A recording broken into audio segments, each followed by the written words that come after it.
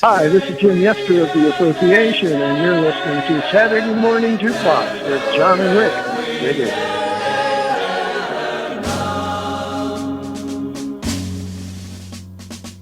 Mama, mama, forget your pies. Have faith they won't get cold. And turn your eyes to the bloodshot sky. Your flag is flying full. John Russell, Rick Hickman here for the Saturday Morning Jukebox, and today the Legend Spotlight shines brightly on the Association, one of the incredible acts. And of course, the Association, a group with songs that are such a part of the landscape of American pop music. Their tunes are some of the most recognizable and most played in history. Joining us today is a Grammy-nominated songwriter and key performer and vocalist with the Association since the creation of all their monster hits. We welcome to the Legend Spotlight, Mr. Jim Yester. Thank you so much. Great to be here. Jim, there's a lot of exciting elements to talk about in regards to the Association as a group itself, but I'd like to begin with your own evolution a little bit, as you were raised in Alabama during the World War II years, and although you were quite young, do you have memories of what life was like for your family during that period? Well, I don't remember too much about Alabama because when I was 3, my folks moved to California. So actually, I grew up in beautiful downtown Burbank.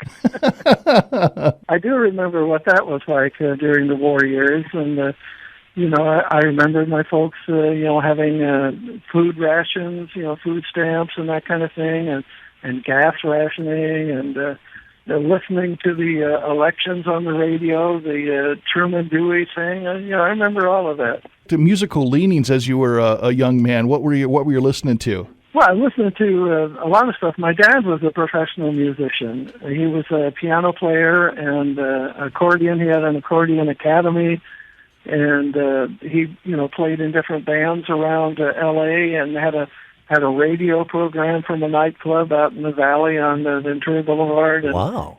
And so I listened to a lot of big band stuff. I listened to a lot of the old standards. I mean, my dad had been had his own radio program in Alabama, so he had a huge record collection. Caruso and Mario Lanza, up to the big band stuff, and Sinatra and Crosby and all of that. I heard all of that stuff growing up. So, it was quite a varied input. I remember falling asleep under the piano when my dad's band was rehearsing. You also did a tour in the Army. You're over in Germany, and I can't help but think it's almost, you almost must have missed or hit Elvis in passing. I mean, he's coming from Germany probably, and you're going over there. Is that kind of how it was? Yeah, kind of. I was a little bit after him. I went over there in 61 and spent 30 months over there and wound up with a folk comedy trio that they sprung us out of our outfit and sent us all over Germany and France entertaining the troops. Did the All-Army Entertainment Contest. Had just an incredible time. We played in hospitals and kitchens, and they loved us, the line outfits, because they could throw us in a track vehicle and take us up on the front, the lines on the Czech border where nobody else could get up there to play, and it was just 3 of us and a couple of guitars, and they could take us anywhere, so it was great. After your stint in the Army, I believe you team up with your brother, and you have a duo, a folk duo. You guys are folkies, I guess, to start out, right? Actually, that was before I went in the service. Oh, we once were okay. Playing the folk circuit in L.A., and I wasn't sure, if I wanted to do that. That's kind of a running gag because afterwards, when the Association, became a hit, and the guy who was the bartender and bouncer at the Unicorn where my brother and I were playing, he was, working at the Troubadour when the Association was playing there, and he came up and he said, "Are you sure you want to do this?" So that was before the Army, and then after the Army, after I got out of the Army, my brother had a group called the Modern Folk Quartet, and they were all living in Greenwich Village at the time. So I stayed with my brother for a month before I had to go back out to L.A. to help my folks because my dad had been in an accident, auto accident. Did that for a while, and then finally decided to go back down to the city, and 3 days later I was in the Association. Now, that was an unusual background for all the guys, too, because it's 6 guys that all came from different states. Is there a way in a nutshell you can tell us how you all got together? Well, we were all from different states and all wound up in L.A. Everybody wound up meeting at a club called the Troubadour as a result of a Monday night hootenanny where guys used to go there just to harass other acts that were on stage, and they'd get up and they'd perform all together. You know, it didn't matter who showed up. Guys who had been in other groups were looking to get into groups, and they'd call themselves the Inner Tubes. And, they'd sing songs that everybody knew, Michael Rode the Boat Ashore and John Henry and stuff like that. And one night it was kind of magical, and the club owner pulled everybody aside and said, anybody who want to consider doing this for real, meet in the office tomorrow. And they did, and that became a group called The Men, who were together for about 6 months and stirred up a lot of dust in Hollywood. Mm. But then one afternoon, too many personalities, too many egos, it blew up, and the core of that group went over to Terry Kirkman's apartment, and that afternoon became the Association. 1966, a magical year because Along Comes Mary, you're on lead vocals of that. Talk to us about that song a little bit. Well, it was written by a friend of ours who was a jazz pianist, kind of the last of the Kerouac generation, a real, bona fide beatnik with the beret and the black clothes and all that. Great jazz pianist and a incredible poet. He wrote it at the time, the Association wasn't working. We rehearsed 6 days a week. 7 hours, 8 hours a day for 6 months before we performed anywhere. And during that time, to bring in money, certain guys would do, demo sessions for other people. And Jules Alexander, who was our lead guitarist, played on the demo session for the song Along Comes Mary, which was written by Tambin and sung, the lead on it was sung by Kurt Betcher, who wound up being the producer of our first album. Anyway, Jules brought home a copy of the demo session, and we started working on that tune the next day. And Jules just happened to say, it's kind of high, Jim, why don't you take the lead? And so I did, and away we went. Every time I think that I'm the only one who's lonely, someone calls on me. And every now and then I spend my time at rhyming verse and curse those falsely. And then along comes Mary. She wanna give me kicks, and he wants any chicken, give me pickled memories. Oh, baby, rather got the tales from all the fails and tribulations no one ever sees. When we met, I was sure out to lunch. Now my empty cup tastes as sweet as the punch.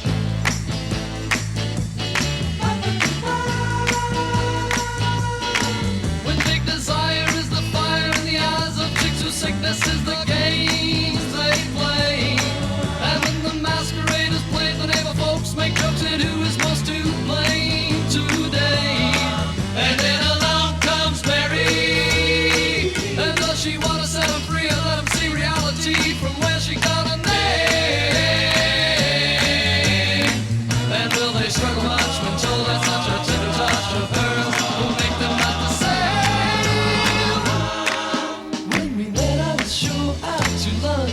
Now my empty cup is as sweet as the punch.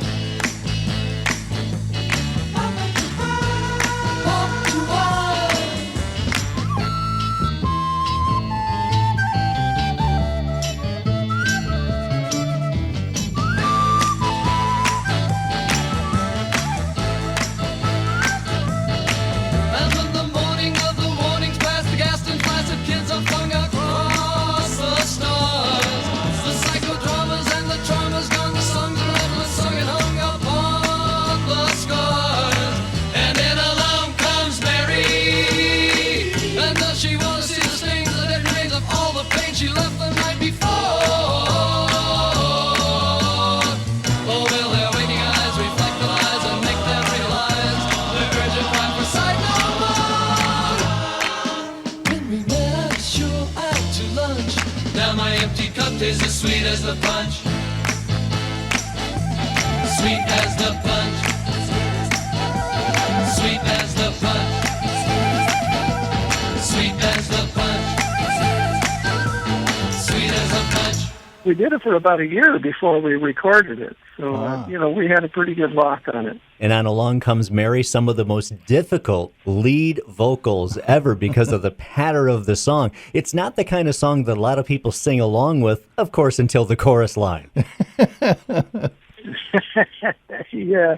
Give you, everybody knows that part. right. Yeah. And I guess people should give you a little bit more credit because it's almost like one of the first rap songs ever. Well, I think Phil Harris beat us to that. And which one of us wouldn't be incredibly proud to say that's us on lead vocal of such an incredible song, Along Comes Mary, that absolutely launched the mega career of the Association. Jim Yester, lead vocalist of the Association. And Jim, talking about the great song Along Comes Mary, when the song was first introduced to the rest of the group, was there any concern because you might do a song containing a drug reference or anything like that? We were part of the culture, and it was a feel record and a sound record, as well as the lyrics. Uh-huh. And it was such a great sound that we wound up coming up with in the studio that I probably wouldn't have mattered what the lyrics were. It was such a great sound. It was very different from what was going on at the time. Sure. 66, also you have Cherish, #1 song in U.S. and Canada. Talk to us a little bit about that, if you would. Well, that was interesting because we had been doing Cherish for over a year, and it actually wasn't one of the first 5 songs that we chose to record. And we wound up recording it, for the album, and we were getting ready, after Along Comes Mary, we were getting ready to release Enter the Young. We thought that would be the follow-up. And a DJ in Ohio wound up pulling Cherish off of the album and playing it, and it went right up to #1 in his area. So the record company said, well, let's think about this. Cherish is the word I use to describe all the feeling that I have hiding here for you inside. You don't know how many times I've wished that I had told you. You don't know how many times I've wished that I could hold you. You don't know how many times I've wished that I could mold you into someone who could cherish me as much as I cherish you. Perish is the word that more than applies to the hope in my heart each time I realize that I am not gonna be the one to share your dreams, that I am not gonna be the one to share your schemes, that I am not gonna be the one to share what seems to be the life that you could cherish as much as I do yours. Oh, I'm beginning to think that man has never found the words that could make you want me, that have the right amount of letters, just the right sound that could make you hear, make you see that you are driving me out of my mind. Oh, I could say I need you, but then you'd realize that I want you, just like 1,000 other guys would say they love you, with all the rest of their lives, when all they wanted was to touch your face, your hands, and gaze into your eyes.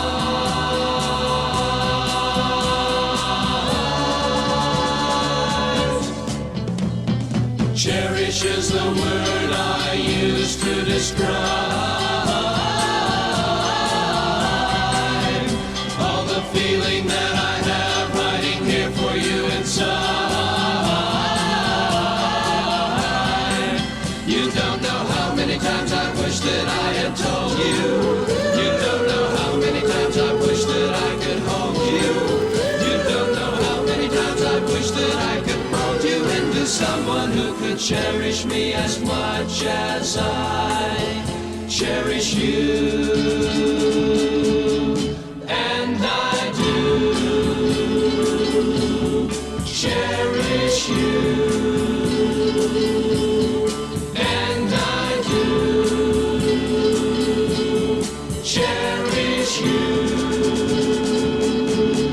Cherish is the word. Then 67 comes a magical year for you guys, and you kind of kick it off with Windy, and another huge hit for you guys. Yeah, that was a great one. Written by a friend of ours, kind of our den mother, Ruth Ann Friedman. She occupied the couch in a house where four of us lived. She occupied the couch for probably about a month while she was looking for a place. Great songwriter. Most of her stuff was very avant-garde, as we used to say, very outside. And we did a couple of her songs, and then she wrote this and said it was, she went to San Francisco one weekend and came back, and she said, I wrote this kind of contemporary things you guys might want to take a listen to. So she sat down on the kitchen floor and played it, and we went, God, that's kind of cool. Sure. She said, well, it's about a guy, but you can make it about a girl, which we wound up doing. And we played it for our producer. We were getting ready to go into an album with Bones Howe. And he said, yeah, he says, I think I hear something for that. And I guess he did. Sure. And if you listen carefully, you can even hear Ruth Ann singing at the end of the song on the recording. Right. Ruth Ann and my ex-wife and Russ's ex-wife, all the gals were singing on that. The Adrisi brothers, I think, got in on it.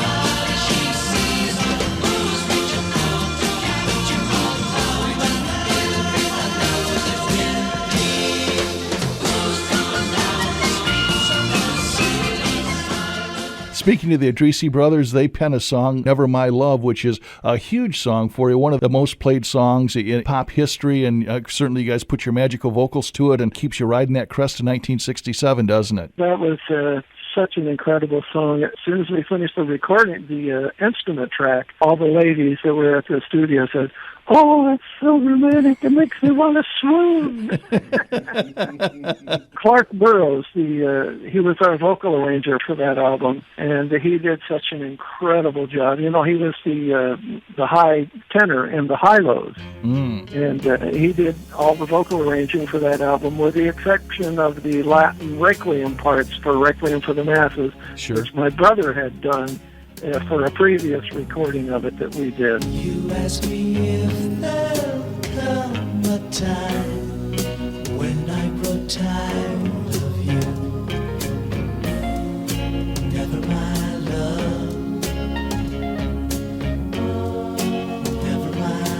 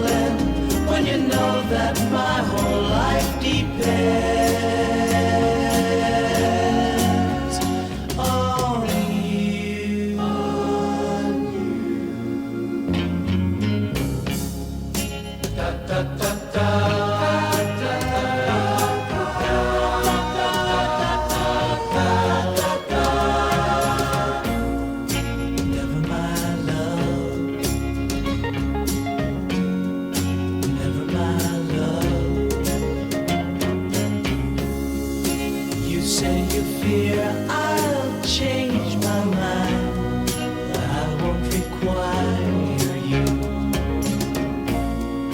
Never mind, love. Never mind, love. Never mind, love.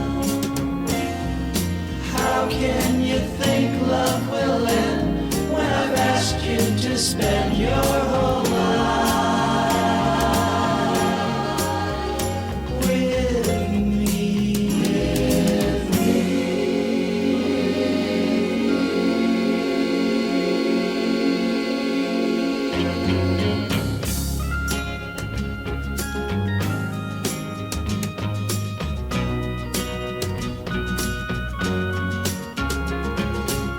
Never mind, love.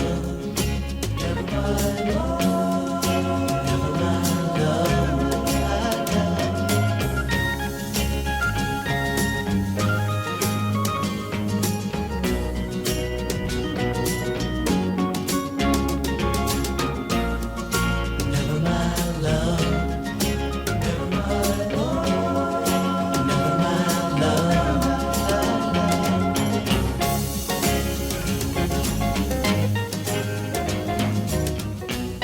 But yeah, that was an incredible album and an incredible time, and the Andresi brothers wrote such great songs. We did one of their songs on our first album, "Go Blame the Rain," or "Don't Blame It on Me." I'm not sure what the title is, but great songs they wrote. You know, that time had to be such a whirlwind time, Jim. I mean, just the fact of the popularity. I mean, you guys are one hit after another. You're in demand. You're playing some big concert venues. You play the Monterey Pop Festival, all sorts of neat stuff there. Group of the Year in '67. Can you, in a nutshell, I mean, it had to be just a whirlwind, wasn't it? Yeah, we talk about it. We say it was an incredible roller coaster ride because you're up and down and up and down. And definitely a whirlwind because, you know, we were averaging like 280 days a year on the road at that time. And sometimes things became a little surreal. You're in this little cocoon that's traveling around the country and everything is the same in that cocoon, but everything else around you changes every day. But yeah, it was quite a whirlwind, but an incredible time. I wouldn't trade it for anything. And of course, the late 60s are so incredible politically and the evolution of American society, and you're caught up right in the middle of it. Oh, yeah. Yeah, indeed. And Requiem for the Masses is a good statement about that particular time period. And, you know, I've had a lot of Vietnam vets come up after a show and, you know, take me by both hands and, you know, tears in their eyes. And, man, thanks for helping us get through it. And just, that just blows you away. You know, it really hits you deep. Certainly the highest compliment that could be paid. You made so many countless TV appearances, Hollywood a Go-Go, Smothers Brothers, Where the Action Is, American Bandstand, Tonight Show, Hollywood Palace, The Dean Martin Show, Sullivan. Are any of those that really stand out in your mind as memorable? Probably mostly the Smothers Brothers because they were so much fun. Not only did we perform on their shows, we got to be in their skits, which was just great. I mean, one show they had us all dressed in drag.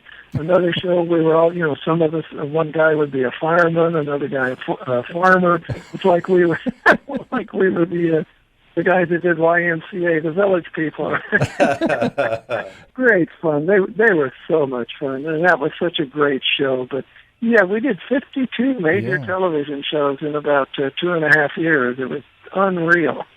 You know, and the Smothers Brothers, staying with them, I was able to watch some of those on YouTube again. And Tommy always had some kind of a tongue-in-cheek intro to you guys. You know, despite the fact they don't have any talent, they're back again. So obviously you guys got along really well and played along with that, didn't you? Oh, yeah. We were actually really good friends because, you know, they had been on the folk circuit for so long. And most of us came up through the folk circuit. In fact, two of us, you know, at different times, dated their sister. Oh, wow. So, yeah, we were very close with those guys. Also in those TV shows, I mean, we got to meet people like, you know, Milton Berle and Bing Crosby and Jimmy Durante. Durante was such a gentleman. He'd come up to each guy and take you by both hands and say, how you doing, young man? I mean, it was just incredible. Just incredible. I'm struck by like the Sullivan Show and the Smothers Brothers Show, particularly because it's two opposite ends of the spectrum. On one, all the acts that we've talked to about that time, there was always a micromanagement of music on the Sullivan Show. Hey, you can say this, you can't say that. Where it would seem to me like the Smothers Brothers Show, of course, they obviously wound up being kicked off of TV for their views and obviously being open and stuff like that. So you had to really have one spectrum to the other with those two shows, especially, didn't you? Yeah. Well, I mean, we played so many different kinds of things, from Dean Martin to Red Skelton Sure. to the Smothers Brothers Show, Shindig. I mean, each one had their own thing, and you just learn to adapt. But it's very cool. I mean, that was such a really neat time. Jim, you'd mentioned a couple of legends in the world of acting. You got to cross paths because of your career, the Durantes, the Bing Crosbys. Musically, were there other artists in particular with whom you enjoyed working? Oh, yeah. Yeah, lots of them. When the Who first came over, they opened for us for a couple of weeks, and that was incredible. I mean, the first time we performed together, and Terry watched their show, and he went, "Oh my God, how are we going to follow that?" And I remember Russ telling them, "Hey, they do what they do, and we do what we do," and it was a great pairing. It worked out really neat. Nice. Sure. But people like Neil Diamond. There's so many acts that we performed with. The Tops, the Temptations. Charlie Thomas and the Drifters. It's all been so cool. We did a lot of shows with Tommy James, with Sam the Sham and the Pharaohs. All of that was so much fun. And now, still being able to perform with a lot of those guys, like Right. Tommy and Peter Noon and people like that. It's just absolutely killer. And of course, we're on tour now with the Turtles. So it's the Turtles, the Roots, the Buckinghams. I mean, we knew the Buckinghams in the old days in Chicago, and Right. we'd been to Mickey's house back in the old days. So. Yeah, I got to believe in. We ask everybody kind of this some version of this question, but as you're playing those tunes back in the 50 years ago now, you couldn't be thinking that here, fast forward 50 years that hey, we're going to be playing these tunes and we're going to be packing in our old audience plus the now it's the kids and the grandkids. It's got to be really kind of a huge cross section when you go to one of the Happy Together tours and see what's going on, isn't it? It is. It's really great. And what's really neat is when the young people come and they bring the albums to be autographed. That's just incredible. I love that. My daughter, works at a very upscale audio place out in the Bay Area in San Francisco, and she finally got a turntable, and so she's on Facebook yesterday. Well, what vinyl should I get? It's neat that the kids are, getting into the vinyl. Sure. And, there's so much great stuff. I answered, I said, do I really have to tell you what to get? Thanks for taking us back and helping to share great stories of all those magical hits that have become the most played of all time. Well, it certainly is my pleasure, and it's my pleasure to still be here and performing those tunes. In my most secure moments, I still can't believe I'm spending those moments with you. And the ground I am walking, the air that I breathe, are shared at those moments with you. You love for you give, you show